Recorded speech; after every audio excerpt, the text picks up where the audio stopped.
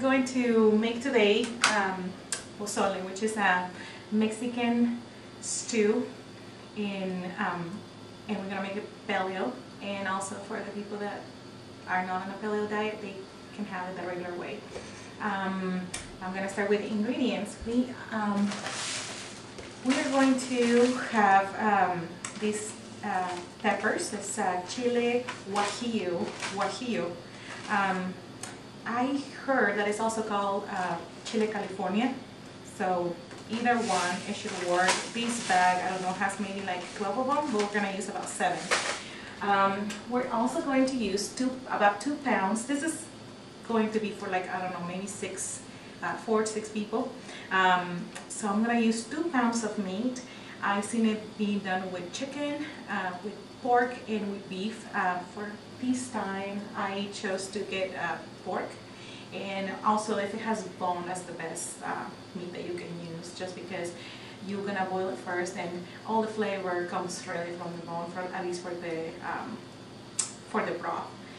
And let's see, what else are we gonna use?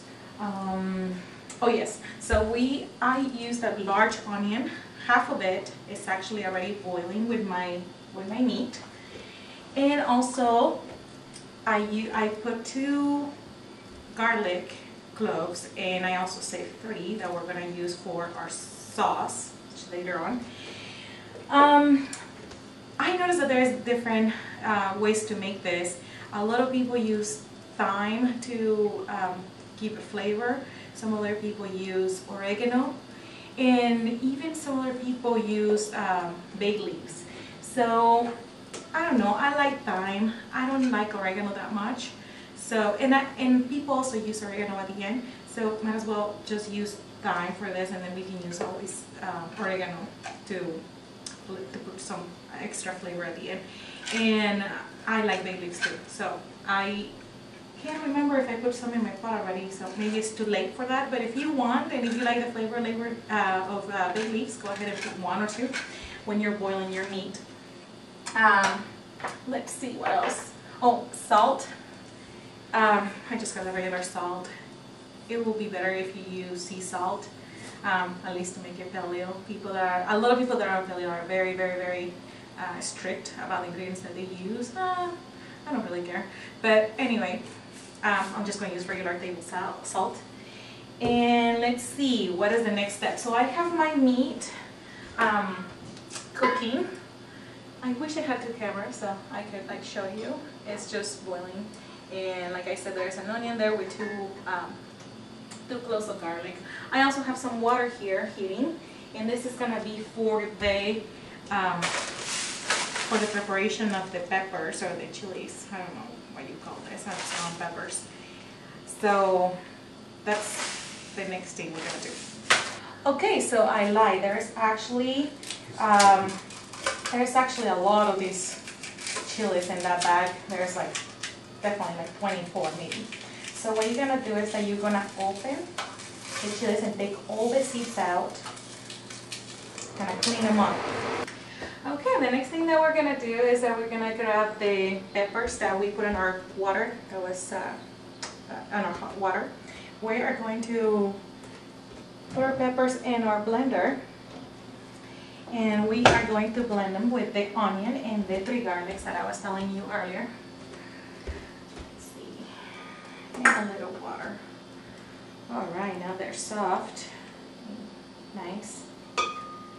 This is the sauce, the flavor of the pozole. And I ended up using, I think I said I was going to use 7. I may have used 8.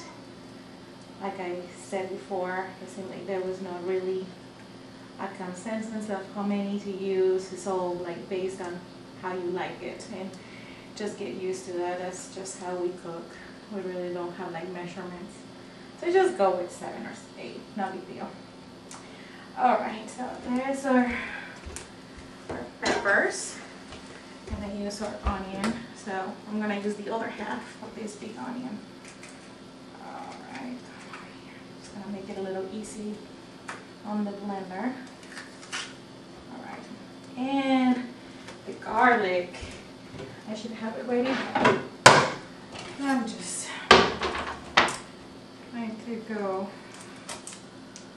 as I record, just for you so you can see that. And just fill them.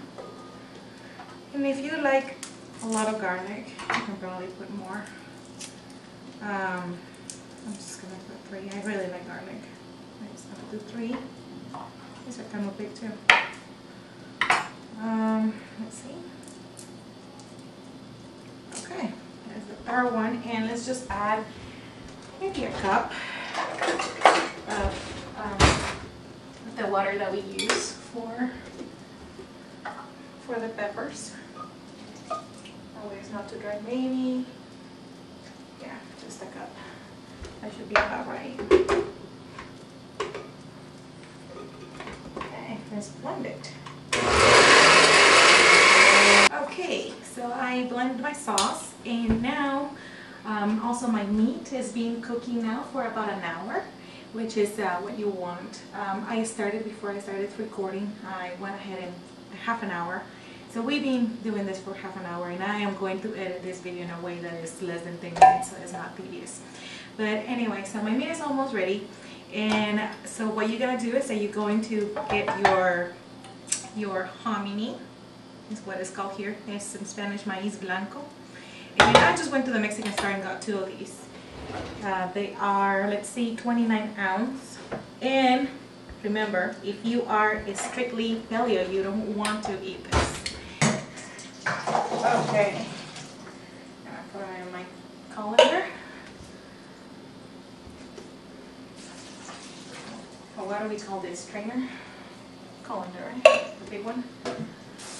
Alright, and then we're gonna wash them up. These are already cooked. They come like half cooked. That's why they don't have to go in the pot with the meat at the beginning. We just want to wash them off, you know, of the salt that they bring. And let's see, what do they have? Water, salt, and let's see, that's it. So it is just salt to protect color retention. There you go. This is brand El Mexicano or El Mexicano. I don't care about brands either. So just get whatever is available in your area. Okay, these are really nice. They washed. And we are going to add them to the meat after we add the sauce. Okay, the meat is ready. Looking really good.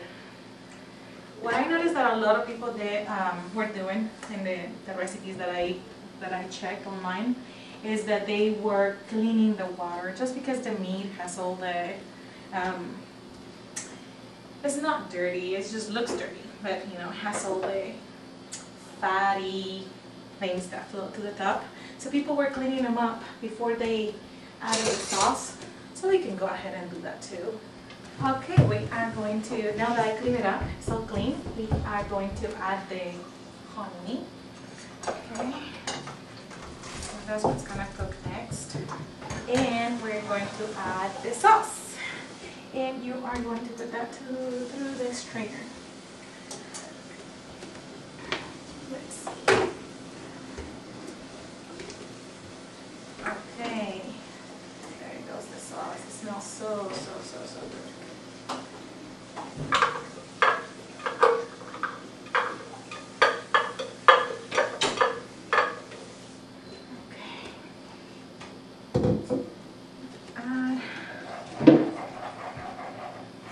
Sauce is quite thick, which is good, and we are going to make sure that we get it all through. Okay, while we're waiting for our pozole to be done, we are going to get some of the garnishes ready. And they usually chop a little onion to put on top of the soup. We also want to have lime, fresh radishes. Avocado was optional. I love avocado, so I have an avocado. And also, I saw variations of this. Some people use cabbage and some other people use lettuce. and we have a cabbage here. We don't need the whole thing, it's just a small amount that we're going to chop. Okay, so let's do that. Where's my knife? The radishes, you just want to cut the ends. There comes my kids. Okay, and you just cut it in slices. Just gonna put these slices at the top. I have to cook them. I guess if you don't like radishes, you can skip them. I don't think they're like, they have like a lot of flavor, but I like them. Let's see. Just make sure they're fresh. I don't think they sell them in cans, do they? I haven't seen them any other way. And I'm sorry, as you can tell, I am not an expert cook, so I don't chop super fast.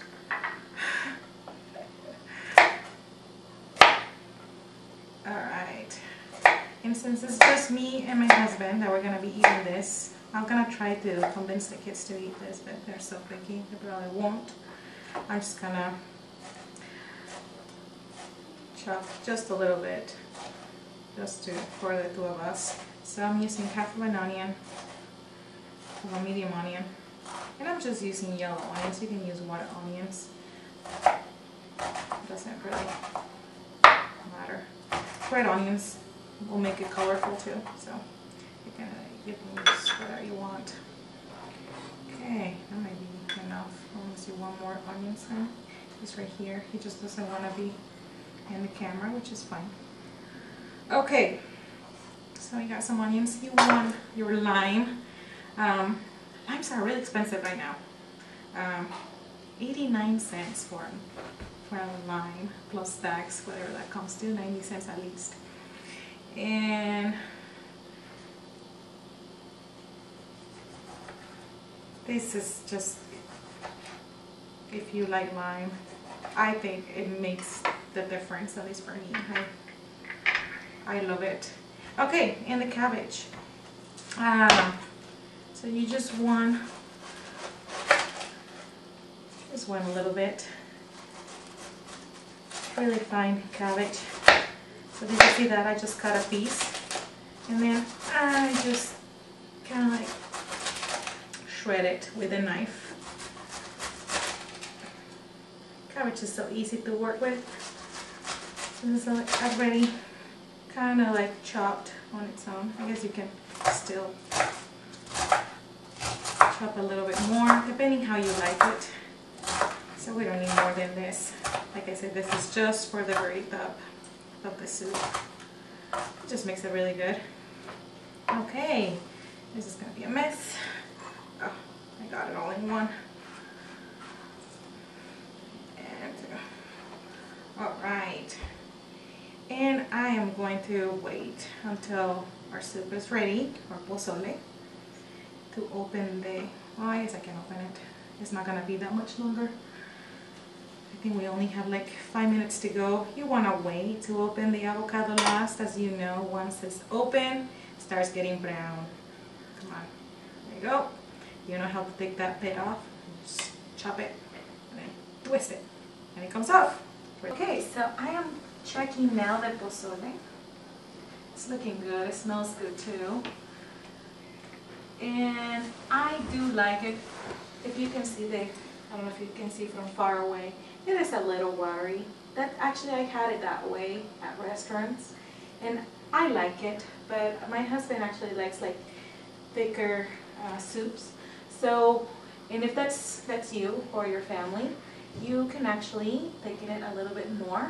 What you do is that you're going to grab some of the hominy and you're going to put it through the blender. So that's the little trick to make it a little thicker.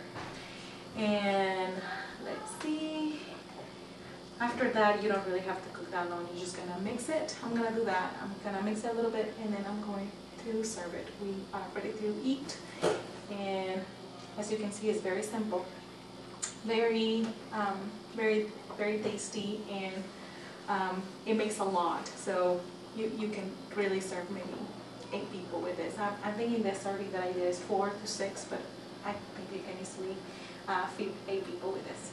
Okay, here is my pozole. I just put it in a bowl. I did make it a little thicker. with the trick that I was telling you about. And now I'm just gonna add some cabbage.